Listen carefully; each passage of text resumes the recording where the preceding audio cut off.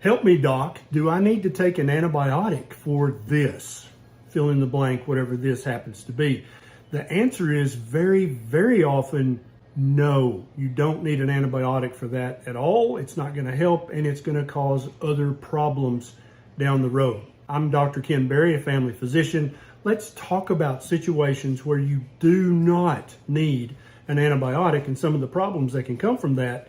And we'll also talk about the few cases where an antibiotic might have more benefits than harms for your health. Antibiotics have been ubiquitous in medical practice since way back in 1928 when Dr. Fleming discovered that mold juice has some antimicrobial, antibacterial properties. The problem is very often in modern medical practice, even though doctors have been talking about this for more than 2 decades, antibiotics are very commonly overused and used in situations where they're not going to help at all. Antibiotics, although very, very useful in certain limited situations, are a double-edged sword. Nay, a triple-edged sword, which can cause many, many more problems than they ever hope to solve. Now, the first thing that you need to know is that your body is covered with bacteria each and every day of your life. From the day you came out of the womb until the day you're put in the coffin, you are covered with millions, if not hundreds of millions, of bacteria. They are your friends. They are not your enemies. That's just the outside. Now let's talk about in your ears, in your sinuses, in your eyes, in your mouth, in your gut, in basically every tissue of your body. There's some amount of bacteria that are beneficial, that are supposed to be there. You actually need them. You are not just an organism, singular. You're actually a superorganism containing not only your cells, but the bacteria and the viruses and the fungi. So don't think that a healthy body is an antibacterial or an antiseptic body. That is a myth that needs to die. Now, let me explain a few things to you about bacteria and viruses very quickly so that you can kind of understand what's going on here. So bacteria do not cause the vast majority of infections that you have in your body over the course of your life, especially as an adult. Virtually every infection you have as an adult is viral in nature. Antibiotics do not work at all on viral infections, not even a little bit. Viral infections last for a few days, anywhere between 3 and 14 days, and unless they become trapped in a granuloma or a pocket, they go away on your own. Your body develops the tools and then destroys them, and then they're gone. Some bacteria can make us very sick and even kill us, but the vast, vast majority of bacteria in your body are beneficial. They're your friends. You don't want to kill them. Antibiotics are like a carpet bomb. There is no antibiotic that's just specific to the mean bacteria that you're trying to get rid of. They kill trillions of bacteria on your body, in every body cavity. They also hopefully kill the bad bacteria that you're trying for, but they also kill trillions of your bacterial friends. Antibiotics cannot kill some bacteria, and this is actually increasing because doctors overprescribing antibiotics, farmers and veterinarians misusing antibiotics to help animals get fatter quicker, and patients expecting antibiotics when they go to the doctor's office when really they have a viral infection and they don't need antibiotics at all. Overuse of antibiotics by the patient, the doctor, and on the farm all increase the risk of developing superbacteria that laugh at every antibiotic. I promise you, we don't want to live in a world like that where you could literally die from a minor cut on your finger or a minor bacterial pneumonia. Back before 1928, when Dr. Fleming discovered the juice from his mold, that was life. You could literally die if you stepped on a nail, or if you got bit by a dog or a cat. That could be a potential death sentence. We want to have antibiotics. We want those tools at our disposal, but misusing them is a terrible, terrible mistake. Taking antibiotics either appropriately or even inappropriately, either way, even if you need the antibiotic, it is still going to contribute some degree to resistant bacteria forming. So you only want to take them in the specific situations when you actually need them. Taking antibiotics can lead to weight gain. This is why Farmers and ranchers don't mind if they do giving unnecessary antibiotics to their animals, but because it makes the animals fatter quicker. Very, very often, the wise use of antibiotics means not using them at all in many circumstances. Many people can have a mild or severe reaction to antibiotics. And now if you're taking an antibiotic for an actual reason that it would have helped, that's a possible side effect of taking that antibiotic. But what if you're taking the antibiotic and it was completely inappropriately prescribed? You didn't even need it because you have a virus, and then you have an anaphylactic reaction to that antibiotic. You went through all that suffering for literally nothing. Taking antibiotics very often when you don't need them can actually increase your risk of a long list of medical conditions, including asthma. Yeah, unnecessary antibiotic use can lead to increased risks of asthma, of allergic rhinitis, of atopic dermatitis, of celiac disease. Yeah, of overweight and obesity. How many of you guys who are fighting with your current weight can think back and go, oh yeah, I've taken a lot of antibiotics? And then also there's some limited research showing that taking too many rounds of antibiotics can actually increase your risk of attention deficit disorder.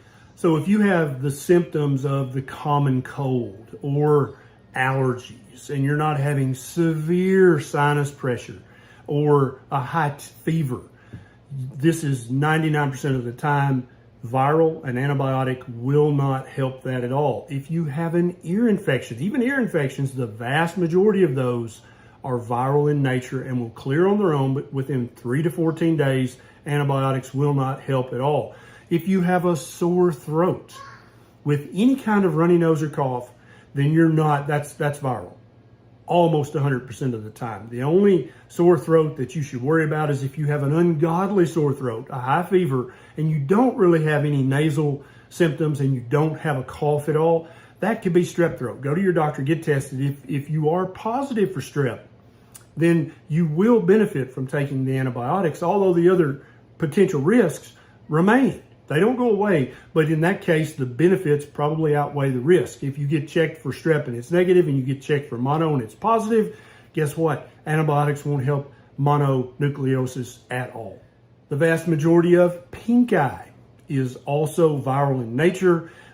Using antibiotic eye drops is not nearly as dangerous and harmful because they stay in your eye. They don't really go into your gut, into the rest of your circulation. Therefore, you're protecting the other bacteria all over and inside your body. So antibiotic eye drops are not as big a deal, but give it a few days to see if it clears on its own. Now let's talk about cough, whether it's productive cough, any kind of bronchitis. If you've got just a low-grade fever and you've got a cough, especially if it's a croupy cough or a hacky cough, 99% of the time that is not bacterial, and you don't need an antibiotic for that. If you take an antibiotic, you're going to risk all of the bad things I talked about earlier for no benefit whatsoever.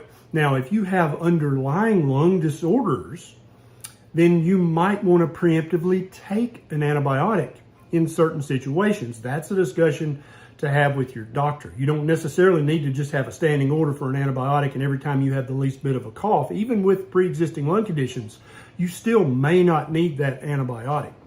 Now, obviously, if it progresses and gets worse and becomes bacterial, you're going to know that because you're going to have an ungodly cough, you're going to have fatigue and lethargy and a high fever. In that case, if it's become bacterial pneumonia, the antibiotic benefits will outweigh the continued risks of taking the antibiotic. Now, if you have a urinary tract infection, you probably are going to benefit from an antibiotic, even though the risks still remain. If you have Lyme disease, you're going to benefit from an antibiotic. If you have any kind of vaginal infection or prostate infection, those are much more typically bacterial. You still want to go see your doctor and get tested, but probably an antibiotic will benefit you. Now, let's talk about how you can have this conversation with your doctor and why your doctor very often gives you antibiotics that you don't even need at all. So the first principle to adhere to is don't waste your time and money going to the doctor if you have some minor infectious thing in your upper respiratory tract that you've only had for 1 or 2 or 3 days. Give it time to run its course. Red flags that you should maybe go to the doctor is a very high fever is worsening symptoms, is a worsening, very productive, dark green, thick, mucousy, productive cough, and just generally feeling like crap. And so the flu will give you all those symptoms. It's still viral. Antibiotics are not going to help that at all. But if you are someone maybe who used to smoke or who has COPD, chronic bronchitis, asthma, and you start to develop those severe symptoms, you probably should see your doctor. But you've got to keep in mind that doctors are just dudes and chicks. They are just humans, just like you. All of the laws of human nature that decide why they do what they do, all the incentives, all the motives are the same as they are for you. So your doctor knows when you're sitting in the exam room and they walk in, they know that you had to call for an appointment, maybe wait 2 or 3 days, maybe wait in the waiting room a couple of hours and pay a copay. They know all that. And so many doctors feel like that if they come in, examine you and go, look, this is viral, an antibiotic's not going to help this at all, that you're going to become upset, maybe even irate, and that you're going to be like, well, that doctor didn't do anything for me. I'm not going to go back there anymore. That happens very commonly, and there are patients out there who expect an antibiotic with the most minor runny nose, and they are unhappy if they don't get that. Don't be that patient, okay? So what you're going to do is you're going to realize your doctor is just a human being, and they know that many patients expect them to do something, even if that something is more dangerous and less productive than if they did nothing whatsoever. Research has shown that 70% or more of every antibiotic prescription written is completely unnecessary and unhealthy and unhelpful. And even if you need it or don't need it, all of the potential side effects of the antibiotic, the gut bacteria problem, the autoimmune problems, the weight gain problem, all those things remain even if you need it or if you don't need it. So what you should do is go into the doctor, tell them your symptoms. Don't tell them what you think the diagnosis is. That's not your job. That's their job, okay? Tell them your symptoms, how many days you've had the symptoms. Are the symptoms getting worse or better or just staying the same? Don't say things like, I really need to get back to work, doc. This is killing my... No, that's not a symptom, and that's going to actually put added pressure on your doctor to give you an antibiotic prescription that you may not even need. Tell your doctor right up front, after you've told them all your symptoms and the duration, and if it's getting better or worse. Those are very important things. Then you say the following to your doctor. Look, doc, if you think that an antibiotic will not help this, then I don't want to take one. So don't feel like I'm here to get an antibiotic. If you say, dude, this is viral and an antibiotic is just going to be a wasted copay and wasted side effects, then I don't want it. Many doctors, when you give them that liberty, they'll immediately remember all the articles in the medical journals they've been reading for the last 20 years, and they'll say, okay, yes, I think this is viral. You don't need an antibiotic. Use some warm saltwater gargles, take something over the counter that'll help with the symptoms, but the antibiotic's probably not going to help you at all. Another strategy you can use is say, look, doc, after they've written you the prescription for antibiotics, you can say, would it be safe and okay for me to just hold on to this prescription for 3 to 5 days? And then if it's getting better, not to fill it, not to take it. Or then if it starts getting worse or it persists past the 3 to 5 days, then I promise I'll get the antibiotic filled and I'll start taking it. The vast majority, because once again, you've given them liberty that you understand that you may not need an antibiotic. So in many, many cases, the doc will say, yeah, fold it up, put it in your wallet, put it in your purse, and in 3 days, 4 days, 5 days, if you are worse, get it filled. If you're no better whatsoever, get it filled and take it. But if you're starting to improve, you don't need it, throw it away, don't fill it. That's going to save you a copay, at least in the United States. And it's going to also protect all of your good bacterial friends from being decimated by an antibiotic that probably wouldn't have helped you whatsoever. Now, finally, if you say those two following things and the doctor says, no, listen to me, this is a bacterial infection, you need to take this antibiotic, then if you trust your doctor, you need to take the antibiotic, even though there are still all the possible risk factors of taking that antibiotic. For you women out there, you might ask your doctor if you could get a prescription of something like diflucan, 150 milligrams, to take on the last day of the antibiotic course so that you could prevent yeast infections from forming at various places in the body where you'd like to not have a yeast infection. So keep in mind that when you take an antibiotic, either if you need it or if you don't, you are encouraging resistant bacteria.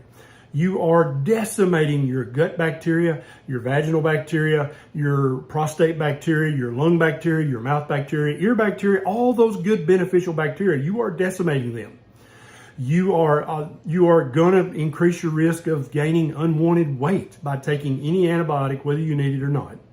And ultimately, a lot of that antibiotic passes unchanged into the environment and then can encourage mean bacteria to form out in the wild, potentially leading to a disastrous bacterial epidemic in the future. That's whether you need it or not. So the only time you want to take an antibiotic is when you absolutely need it. I've included some links down in the show notes to some of the research and some of the articles that have been published about this. Please give your doctor the opportunity to say, yeah, you probably don't need an antibiotic, because many doctors will breathe a sigh of relief knowing that you're not going to get pissed off if they don't give you an antibiotic for your runny nose or your mild cough. Also, if you'd like to ask me specific questions about, hey, in this situation, do I need an antibiotic or not, please consider becoming part of our private community. We've got a bunch of people in there. The link's down in the show notes. Keep in mind that this video was made for adults. There are specific other situations in children, and especially in young children, when we doctors will default to giving them antibiotics quicker than we would an adult, because they're more likely in some situations, not all, but some, to have a bacterial infection or to have the potential to develop a serious bacterial infection. So in many cases, in very young children and younger children, we will default to give them an antibiotic prescription, whereas in an adult, we would not. So keep in mind, this video is for adults only. Hope this helped a lot. This is Dr. Barry. I'll see you next time.